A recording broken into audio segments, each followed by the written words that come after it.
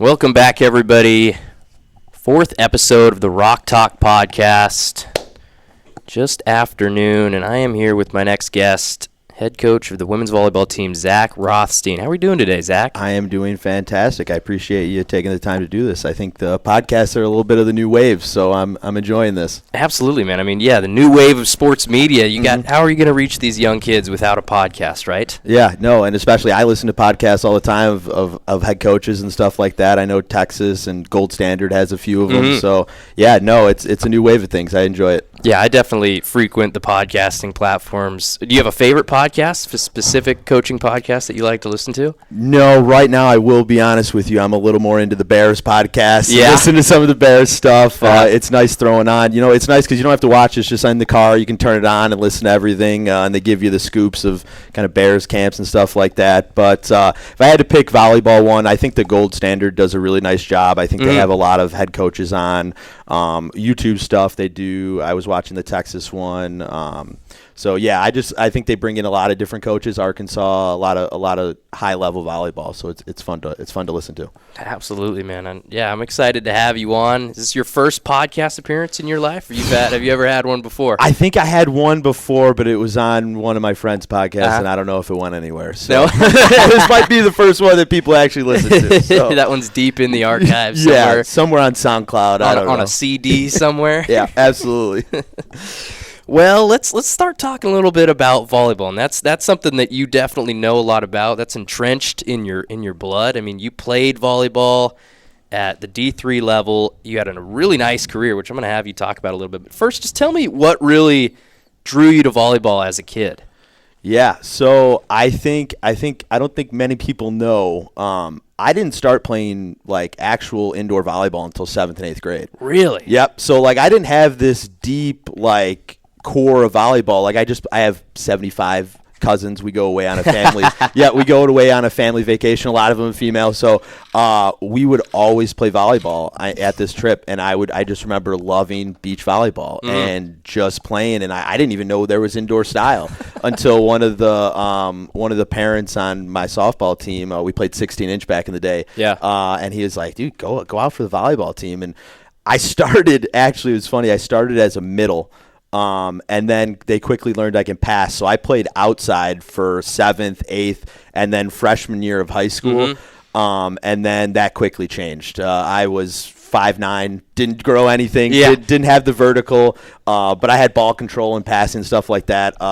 Eventually I got moved up to the varsity team my sophomore year at Brother Rice, and our first tournament of the year was in Hawaii. Wow. So, and my parents were telling me, like, hey, if you get on the team, they might not, they might not have a ticket for you to go. And I said, oh no, if I'm on that team, I'm going.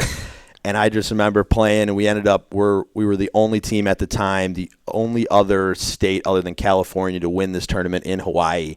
And it was just a surreal experience. I wasn't even supposed to like play a lot, but ended up, I didn't leave the court the rest of the year. It was one of those moments where I was like, that's what I love. This is what I do. I love doing. And I had a lot of great guys above me that, senior leaders that were just like, yeah, you can play. You just got to, keep adding to that level. And I fell in love with it ever since Brother Rice, and kind of, carrying into, my Fontbonne days. I was kind of looking for somewhere to play, and they were from the get-go, they were hard recruiting me, but also just, showing up at all my games and stuff like that. And eventually, I took the starting spot freshman year and never looked back. Finished as 4-time first and second team all-conference. I led the country in 2018. I think we had 2 NCAA tournament appearances. Yeah. One was a pretty big one my sophomore year. We had the COVID year with so I got an extra year of eligibility. I know exactly what that's like. Yeah. Yep. So I went back and finished as the all-time digs leader for Division III history. So that was my big one. That's really funny because I was going to read off all of your accolades, but you did it for me. I mean, you hit on all of it. NCAA, Division III record at digs. I think the one you missed, 2-time MCVL Defensive Player of the Year at Fontbonne. And I want to elaborate a little bit more. Just talk about what it was like getting recruited for volleyball in high school. What did that look like? Yeah, so it's a little different on the men's side because, emails and stuff are a little different. Yeah. Let's just say they don't respond the best. But, when you're reaching out to coaches and things like that, sending them info on where you're playing, a big part of getting recruited on the volleyball side of things was the tournaments and the club ball. So I even do it now for the women's side. Is that year round? No, it takes a break, but there is it basically depends when you play high school ball. Yeah. And then they take it. So I think right now is the men's side. So then they'll play club the second semester of things. So that's you go to clubs, you go to tournaments, and there'll be 30, 40 coaches on courts. You know what I mean? There's some big time ball. And I played for a little smaller club, so we didn't get a lot of the recognition. But when you're playing these big clubs, they're there to see the game. You know what I mean? So we got our name out a little bit with just playing some really high-level teams. We might have lost, but we looked good. And a lot of just coaches, getting eyes on you, right? Yeah. Exactly. I would say, another big thing in recruiting is just emailing and just getting, just letting coaches know where you're at. Big part of when I recruit is I'll look at, schedule of when everyone's playing. Then some kid will always email me the Thursday before, the Friday before, and I'll add them to the list to go see them. You know what I mean? If you're going to email me, I'll make sure to go see you play for sure. So that's a little bit on the recruiting side of it for sure. Yeah, let's talk about what led you into coaching, because this is your first stop as a head coach. You spent the last 2 years as an assistant at Center College. Do I got that right? Yep. In Kentucky, and then assistant for 1 year at Fontbonne, your alma mater. Did you know immediately coming out of college that you wanted to be a head coach? No, it's actually I was a State Farm agent. Oh, there you go. Jake from State Farm. I was Zach from State Farm for a little bit. Wore the khakis and everything. Just really didn't know what I wanted to do, right? And it was kind of it was still in that COVID, so things weren't really open at schools and everything. And I was just, when you're out of college, you're just looking to do something. Just something. Fill your time a little bit, you know what I mean? Right? Make some money. It was a weird time. So I eventually started at State Farm. Was doing pretty good. Was meeting, all the sales numbers and everything. But there was just this emptiness inside. It was just a feeling that was I don't really, you know what I mean? I look out that window and it wasn't what I wanted to do every single day for the next, 50 years or so. So it was a little tough. And eventually over Christmas, I was, more worried about going back to work on Monday than I was about staying home for Christmas and being excited for it. And that's when my parents were like, if you need to just, let's quit there. You're not happy. So eventually started looking around, and one of the first 3 spots I sent to was center. And it was an absolutely unbelievable experience. Coach Robo, Pat Robodux, did an unbelievable job. The first year we were pretty solid, but we ended up losing in the conference, I think semis or so. Yep. So that was a little gut wrenching. But then coming back, we made a pretty good run last year. We went to the NCAA tournament for the first time in school history, won the conference for the first time, swept all the awards, first team or offensive player of the year, defensive coach of the year, and newcomer of the year. Just had an unbelievable experience there. I'm really grateful for my time there and just being able to stay that second year, because, that second year he really kind of just let me coach. He'd just give me time with the liberos and we call them bros in the defensive unit, and we just really went to work. And he just really had this trust in me that I could do all this stuff. And we went first trip out of the year is to California. We go out there and we play CMS, the 3rd ranked team in the country, and we win there, right? Yeah. And I believe Pomona Pitzer was the other one we won. I can't think of the other one. But to come out 3-1 against 3, top ranked teams. Yeah, top ranked teams. It was that jump start that we needed, and the rest of the year was just unbelievable. It fell into place, just dominoes, right? Yeah, absolutely. We didn't win the overall. We lost to Barry in the, conference finals. But we were still good enough with our record and all the wins that we put together to make the NCAA tournament. So I thought that was even more, even a little more special, because teams were like, yeah, you guys were good enough all year to be here. Yeah. So it was really fun, and just it's the first time in school history, So the girls were excited. I did it as a player, and now I got to do it as an assistant coach. So it was really exciting. It was really fun to be there. Yeah, and tell me, is there anything from that last stop at center? Is there philosophies or lessons that you learned that you want to it's going to follow with you the rest of your life and you want to implement in your own coaching style? Yeah, and we've already implemented a little bit of it. It's the grit, grind, growth mindset. You got to be able to, grit through those tough days and be able to grind through it, but you got to have that ability to understand the growth mindset behind things, and understand there's a bigger picture. And, as like freshmen coming in, you know what I mean? Just each year evolving and taking new steps. And I really think just the team atmosphere. I think what we did, the camaraderie on the bus. We were probably 4-hour bus trips is like our minimum, right? Yeah. It was because who were you playing? SAA tournament was like Barry, Swanee, Millsaps. Millsaps I think was like our farthest trip. Is Barry Florida? Where's Barry at? Barry's in Georgia, Atlanta, Georgia. So that wasn't like too far. But Millsaps, I believe they were Arkansas area. Yeah. Or I believe it was, or Missouri area. Yeah, you're going through the Ozarks. Yeah. So it was a long journey, I think, for an 8-hour bus trip, but just the team atmosphere. Yeah, the camaraderie. Fun, just how everyone responded to each other and, accepting new challenges and stuff like that. And they just gelled really well. And that's one thing we're doing. Actually, we have a team bonding thing today. We're going to be playing the Frisbee golf. We're going to play in the front nine over here. Yeah. Yep. We did some really good work over the weekend. We helped a fundraiser down at the factory, just doing iPad lines and scorekeeping and stuff like that. So, they did a really nice job. So I want to make sure that they get a little fun for it. And I think it's a good little team dynamic to play a little Frisbee. I mean, we have a beautiful course, so we might as well play it.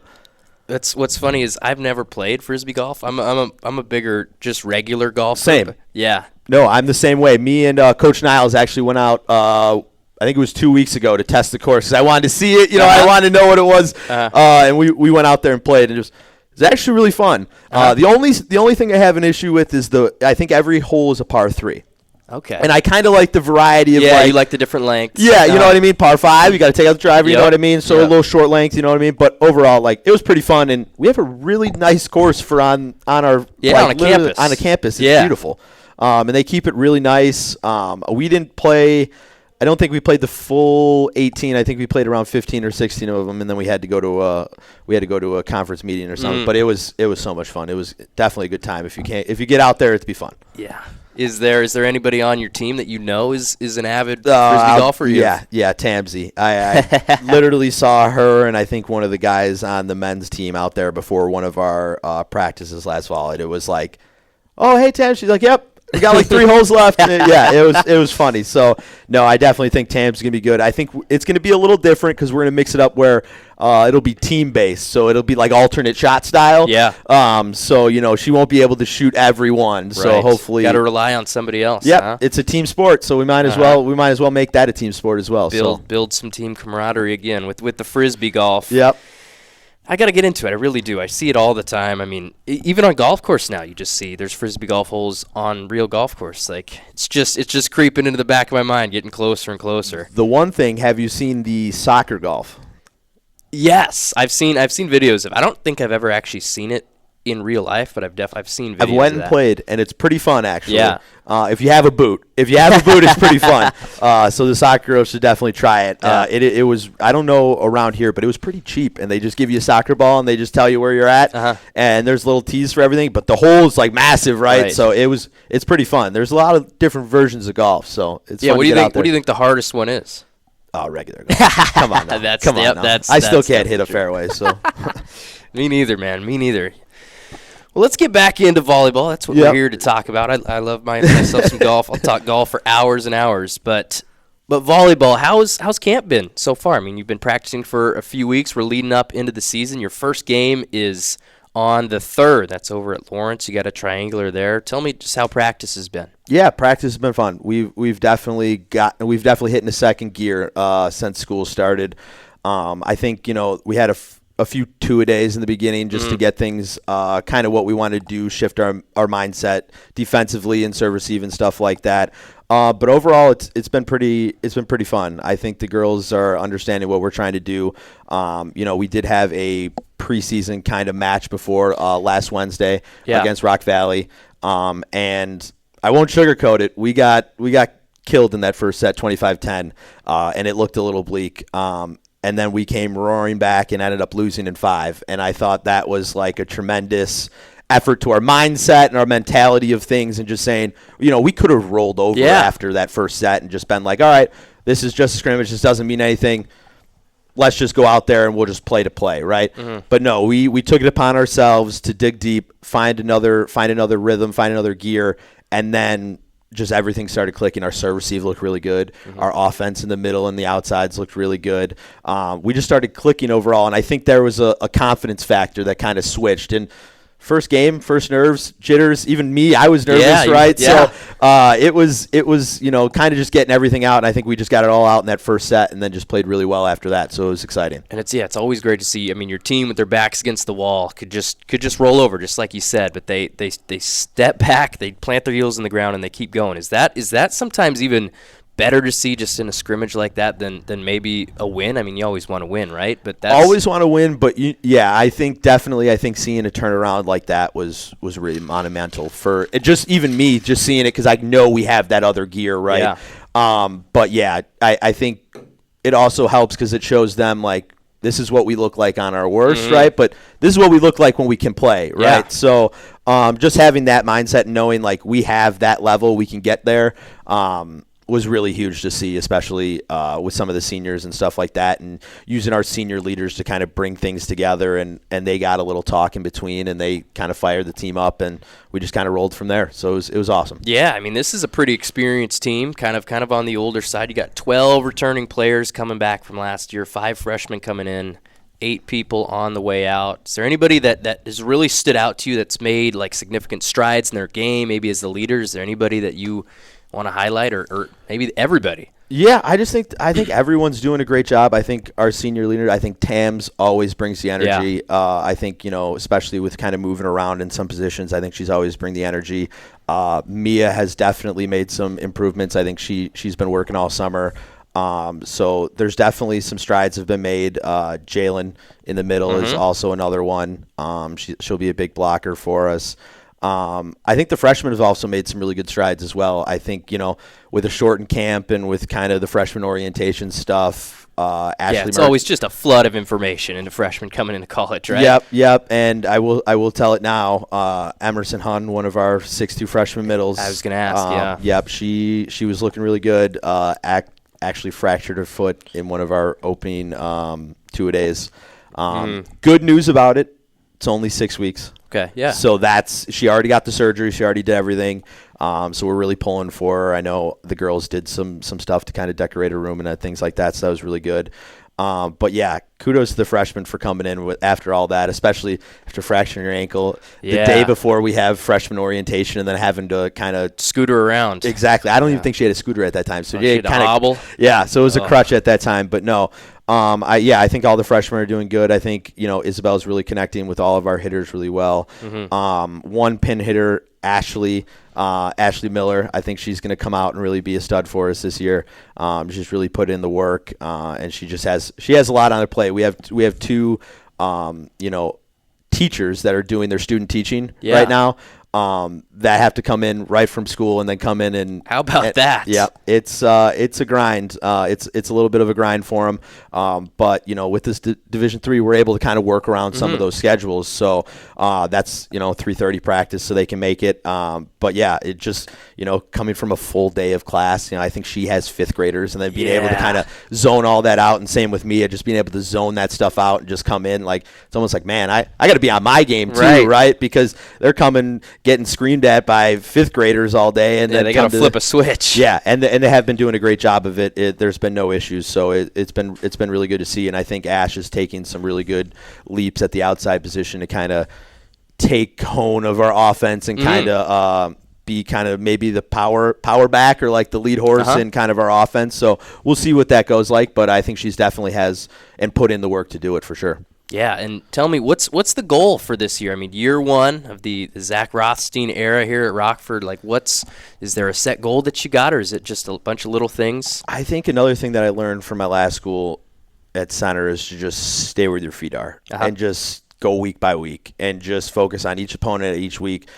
don't set these, lofty expectations or anything. We do want to have some goals. I think some of our goals include, winning a few more sets and games in conference. I think we were 1-11 or 1-12 last year in the conference play. So definitely looking to improve there. But I think overall for a Zach Rothstein type team, defense and serve receive. Yep. Those are my two things. If I hung your hat on. Yep. And it's what I've seen it work time in, time out. It's what we're going to do. We have a great system. Volumetrics does a really nice job of breaking down stats and stuff like that. So just being able to find out, we weren't the best passing team last year. Well, that's one of our main emphasis. We have to be able to pass the ball. Because if we don't pass in system, we don't get anyone else the ball but our pins. And we need to be able to, we have some good middles. We need to be able to get them the ball and then space kind of the blockers out a little bit more. Because if they have to focus on middle, we get one-on-ones on the pins and things like that. But it all centers around serve, receive, and defense. If we can't pick up a tip, teams are just going to kind of till we're blue in the face, and then we're just out there. So I think those are my two big things that we will definitely hang our hat on and things we work on every single day. We do a lot of serve, receive, and we do a lot of defense because those are two things. Like you said, I've always hanged my hat on, and one thing our team will always hang our hat on because if you win in those two things, it's hard to lose a match. Yeah, defense wins championships. I mean, that's the age-old adage. I mean, that's in every sport, basically. I mean, if you could stop the other team from scoring, you could score. It's a lot easier to score yourself. I mean, to win, right? Got to score more points than the other team. Exactly. And I think it really helps. I think defense is a lot of effort-based, too. So just being able to find 50-50 balls and turn them into 60-40, right? Just being able to change 10% of it, right, more in your favor is huge. And just understanding, tracking down the ball and just being able to kind of, I guess, continue rallies. I think a lot of some of the things that we play in defense and serve receive may work on the other team making mistakes, right? Yeah. So just being effective in what we do and letting the other team make the mistakes and letting the other team kind of crumble. We have a pretty good block set up. So I think just focusing in on getting our, defense, and if we can't get a swing on the ball, get it over and we'll play defense behind it and just live to see another day, right? Yeah. Exactly. That mono is that momentum is just a thing that we really love. And the defense behind it. If you're, when someone digs you, when you're swinging full speed, it's a little demoralizing, right? And when you just keep doing it and keep playing over defense, and over again, it gets tough, and you wear down a team, right? So we're really going to try to wear down teams with our defense and kind of being able to first ball side out on serve receive and things like that. Yeah, I think that's a great game plan, and you're not the only one there to implement it. Let's talk a little bit about your assistant coach, Angel Vogt. What's it been like? I mean, this is the first time working together. What's that been like with her? Yeah, she's been great. She's come out, fresh out the gate, ready to rock and roll. Yeah. She coached club for a while. Her dad was a club director and still a club director, so she has the background and everything. I think it's been really beneficial because she did a little setting her last year. So to Augsburg, right? That's where she played, yes. Yep. So to bring in a little bit of the setting help with technique and stuff like that has been really beneficial. And just for her to come out with a voice right off the bat. Some coaches, they're a little timid and stuff like that, but no, she's ready to rock and roll. She'll tell you right off the bat, hey, you need to be doing this, or hey, you need to be doing that, or no, that's not how we do it. Stuff like that. And she's really taken over in some of the kind of key areas that I need help in, media stuff, just making some of our, inventory for spreadsheets and stuff like that. She's been an absolutely great help in doing all kind of the little things that we need her to do. So she's been amazing. But then on the court, she's been really taking over and, kind of giving her a court to work with and just having, athletes with her. She's been able to communicate well with them for sure. Yeah, I mean, just straight out, she was just an athlete really, not that long ago. So it's still, she's got to have that fire still burning in her belly right there. Just so what's it like, coming into a new place, first year at Rockford, trying to build a culture, is it help so much to have somebody that's aligned in that vision with you? Yeah, I think it definitely helps. I think it definitely helps coming from a place that has really good culture too. You see how it works, you see kind of the things that they do. One of our first ones this year was a movie night at the we put a projector up and we watched a movie. What movie? It was Mulana, I think it was. Yeah. Mulan, I think yep. Yeah. It's a good one. Yeah, no, it wasn't bad. They were watching. I was just making popcorn the whole time for them. But we set up a projector, watched the movie out there. It was fun just to get everyone involved. Just little things like that to kind of build the team culture and things like that off the court. And then we can kind of see that work on the court. So that's kind of our mentality behind it. And from what I've seen, it's definitely been working a little bit. So we're just going to kind of keep at it and keep working at it, and just kind of keep making sure that everyone is kind of involved in like an inclusive culture for sure. Yeah, absolutely. I'm with you all the way. What's it like having, I mean, you're working, we've got men's volleyball here at Rockford as well, and that's something that's new to me. We didn't have that back at Pacific where I played football at. But so Noah Salazar, he's the head coach there, and he helps out with you guys. So what's that relationship like, working with him? It's great. We talked a little bit about being able to help each other out because I come from center. We didn't have a men's program there as well, so it was all on us. And it's just been great. I think the biggest thing is for coaches to get to their players is feedback. And when you have 3 coaches in there, you just get more feedback to the players. So I think that's been one of the best things that we have. He just comes in and just, right off the bat, he's just ready to rock and roll and just give feedback on arm swings, things like that. And it's really been beneficial because if I'm kind of controlling the whole drill or making sure he's able to kind of go one-on-one or when I'm doing one-on-one stuff. Yeah. So it's been really nice to kind of balance and play off. And, we can kind of be like, yeah, what do you do? What do we do? So, the men's and the women's are a little different in some things, and how serving they rocket serves with topspin. We're more float serves. So things are a little different, but a lot of things do carry over. So we've been working really well together, and I think it's been nice to have, another set of eyes in the gym for sure. Yeah, always. I mean, it's just great, even because he's another head coach just in the facility. And I just think, just me being here for 3 weeks, you've been here for a little longer since February. Is that when you got? Yeah, right around February. But it's just been great to see just the interactions between everybody in this building down here in the basement of Burpee Center. I mean, I think the culture here is, that's something that also seeps into your team. Just with everybody here in the athletic department. I mean, what's it been like working with Jess and Vandy, just everybody? Yeah, Jess and Vandy have been great. Jess especially has just been very, I'll go in there for questions every day. I just have new coaches have random questions about, how does meals work, how did this work, how did that work, and she's right off the bat has ready to go.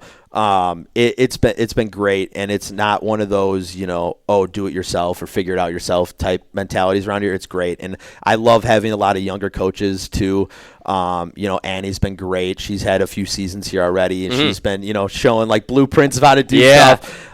When we were doing player votes for last year, she came in with a whole list of things of what each player did. I'm like, okay, I see how you do it. So, just taking little tidbits of, other coaches and other things that they do, and it's been awesome. Everyone's open door, questions, anything.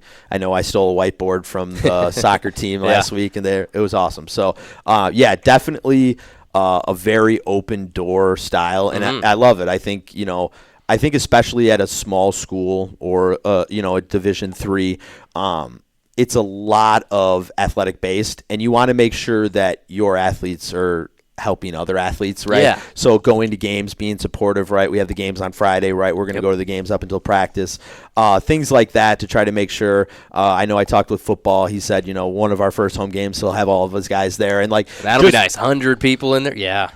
Just the support around is huge. And I think it's really important because, you want to make sure you're getting people and supporting the games because it's fun to play in front of more fans. And absolutely. When it's rocking in there, I saw it firsthand when they got the football team and the baseball team in there for the basketball. I think senior night. Yeah. It was crazy. It was crazy. Building shaking and everything. Exactly. So just building that type of atmosphere and knowing you have other coaches that are looking to do the same thing is awesome. It's a fantastic atmosphere here for sure. Yeah, and there's a lot of characters too. Never a dull day. Oh yeah, don't even get me started on Tim. Tim is the man. He tried to build a chair the other day. I'm saying this on the podcast. Tried to build a chair. We were putting them together for the press box, and I was rolling through them. I had to build there were 20 chairs, and they took probably 15 minutes each, and I became a master of it. Tim I mean, bless his heart, he came out trying to help, and he put the seat on backwards.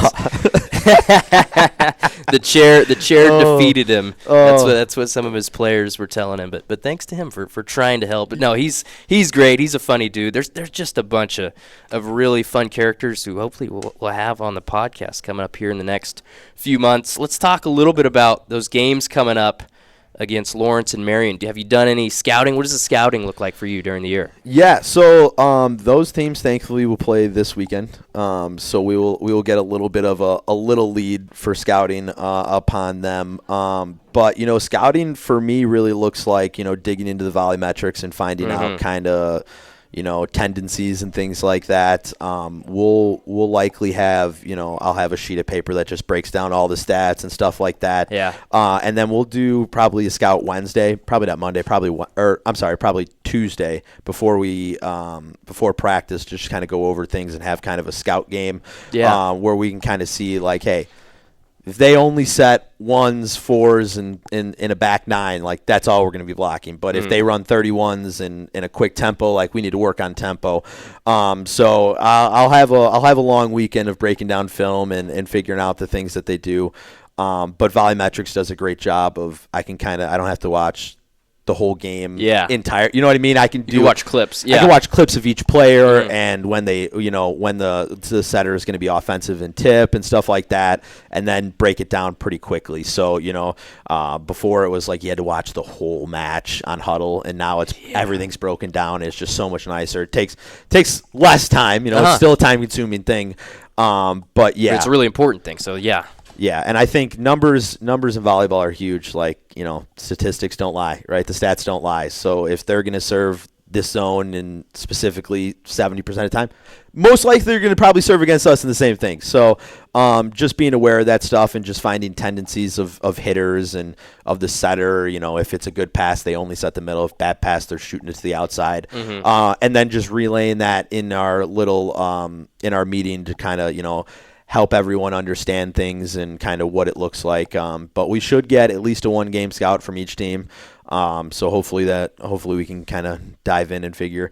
I will say, teams look a lot different the first day than they probably do in week 2 and week 3 and week 4. So we'll scout lightly and make sure that we have everything based right. But then, once you get 5-6 games in there, you can start to see, okay, those are the same numbers over and over again versus, okay, maybe she just had one really good game, stuff like that. So we're definitely going to make sure that we kind of wait a little bit for the deep scouts and make sure that we get, 5 or 6 games under the belt so we can see what numbers really look like, because I think they're a little skewed in the beginning. You guys are in an interesting situation. I mean, you play your first game on the 3rd of September. Your first home game is the 23rd of September. So you're on the road for 3 weeks. I mean, that's kind of strange. Yeah, no, definitely with me coming in a little later, a lot of teams already had kind of their schedules set for things, and then we kind of had to make good on if we went to them last year or if they came to us last year, we got to go to them. Yeah. So, yeah, it was a little tough getting a little bit of the starting schedule together. But, you got to be able to win on the road. So we got to test it early. And I think it definitely helps getting, in the away games, we are going to be able to play, two games at each one. So we'll get a little more volleyball than just going for one match. So I think that's important. But, yeah, I think, it's going to be tough away, I think. But we got to be ready for it. I think some of the goals that we're looking to build on is, make the conference tournament, top 8 in the conference make it. So that's something we're looking to build towards in the next few years. And, that is not going to be a home match, right? No, you're going to have to go on the road. We're going to have to go on the road if we're not number one. So we're definitely going to be prepared to play some away matches this year for sure. Going to have a lot of opportunities coming up for that very first home game right here in Rockford on the 23rd. I've kept you for half an hour. It's been a great conversation, Zach. Is there any closing thoughts that you got just about the season, about the team, about anything? One thing that I do want to touch on that I think you touched on in one of your other podcasts is volleyball in general from the outside. I just want to say, man, I think people got to be looking out for volleyball. Volleyball is so fun to watch. It's so fun to watch. I think, with the Love and the other group combining, there was 2 pro leagues in in the U.S. that they combine now. So we don't really have to pick, right? It's just going to be the best volleyball. I mean, once you divide it, I mean, that just weakens both sides, right? Exactly. And I think, the opportunity of playing pro volleyball is now an actual reality for some of these Division I girls where, I got to go out to camp twice with Kentucky and with Coach Skinner, and those girls that I was coaching with and stuff are now playing in the pro leagues and stuff like that. So I think people need to watch out for volleyball, because I think it's only getting bigger. When I recruit in the Florida tournament, it's 160 courts going on from morning till night in different age groups. So that's just like the 16s or just the 17s, right? So it's only growing bigger, and I think girls always are now going to have more of an opportunity to play. There's always clubs that they can join. I think we have 3 in this area. So definitely, if you're looking to play and you're looking to get out there, there is an opportunity for you. But then now there's an opportunity past college. Yeah. It's not the end of the road anymore. And I think it's just getting so much bigger, because I think a lot of girls now can watch it on TV. It's becoming so much more popular on TV, and Big Ten volleyball and stuff like that. So definitely, I mean, we had just last year, right? Filled out the Nebraska football stadium. I mean, the 93,000. Yeah. Incredible stuff. So I think it's on the rise for women's sports for sure. And I think it could be pretty popular in the next few years, especially with the pro leagues. Yeah, I think it's huge in America. What about, I don't know me personally, but I think you probably definitely more than I do. Just on the world stage, what does volleyball look like across the globe? Germany, like those pro leagues are pretty good. When you're going over there, I would say that's top still. Yeah, I would say over there is probably the top. But I will say a lot more female athletes are coming back to the States to play. Yeah. And I think it's important, because they were kind of the college talent here, and they had to go over there because there was no option, right? and there was no money in it. There was nothing. Like, now they can support their family. I went to a game in Florida, the Valkyries game. Loved it. It was so much fun. They have the new technology where it's kind of the cameras, so you can kind of challenge plays and stuff like that. And it was just an exciting kind of environment, and I think it's only going to be bigger. And I think, if you get a chance, definitely go out and watch some of those pro games, because they are definitely fun to watch. I think it's just another level. And I tell my girls, watch clips of them, watch clips of the best players doing it, right? Because then if you take up just the slightest bit of their technique, right, that's perfect. It just makes you a little bit better. Just a little bit better every day, 1%, a little bit better every day. Yeah, I mean, I love watching volleyball in person, even on TV. I mean, volleyball, just so much action. It's just like draw-dropping stuff, always going on. Like, somebody diving on the floor, just a bunch of different stuff. I love watching volleyball, and I really enjoyed talking to you about it so far today. I want to thank you, Coach Rothstein, for chatting with me. Episode 4 of the Rock Talk podcast. Anything else you want to say? No, that was it. I just had to shout out volleyball a little bit, because it's getting big. Yeah, I mean, this is the platform, right? Absolutely. That's the next wave for volleyball. Got to get on the podcast, absolutely, right? Absolutely. Well, thank you to Coach Rothstein. Episode 4, that was the Rock Talk podcast. I'm your host, Cole Weber. That will do it for today. Rock on.